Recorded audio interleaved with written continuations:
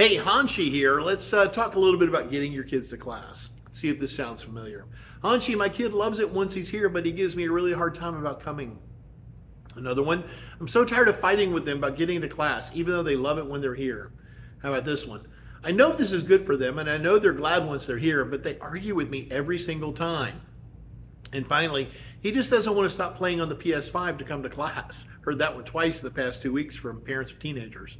All right, so here's the thing. Make sure they're doing something not so fun before class. Okay, Kevin, as soon as you finish the dishes, we're going to karate is a whole lot easier than turn off the PS5, it's time to go to karate. Now, also, let us know when you're having these issues. We can talk to them, give them a quick booster class to remotivate them and get them re-engaged, but not if we don't know about it. You had goals you wanted us to accomplish with your child, and we can't do any of that if you don't get them here. And once they are here, they're glad they came. Parents, you are not alone. My parents had similar issues, and yours probably did as well. My dad made it very clear. This is a decision we've made for you as your parents. It's like going to school or eating healthy to straighten up and work hard in class. This is a yes, sir moment. And it was. And it worked. But there really may be a better approach. Keep in mind that the human brain isn't fully developed until we're around 25 years old, especially the frontal lobe, which is the part used for rational thought.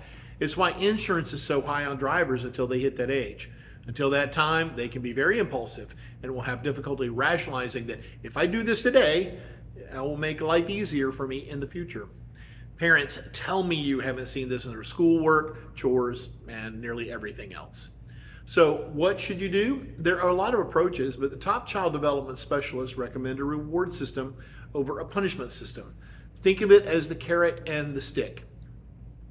If you have a carrot in front of a mule, he'll go forward. If you hit him with a stick, eventually he'll sit down and refuse. Punishing the child ends up with resentment and you feeling like the warden. Instead, give them a reward when they do the right things at the right time without being asked. You get paid for doing your job, right? They should too. Honey, you get video game time when you take care of your responsibilities, which include school, martial arts, chores, eating healthy, treating family with love and respect. I look forward to you playing every night after you do these things.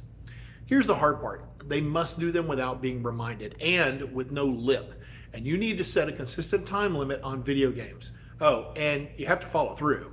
If you don't stand by your word and limit them from video games, if they don't do these things, they won't trust you and they will learn that they can walk all over you. Hey, I hope this helps. Let me know if I can be of any help in any way. Oh, and remember, no one ever gets their black belt and says, darn you, mom and dad, for making me earn my black belt.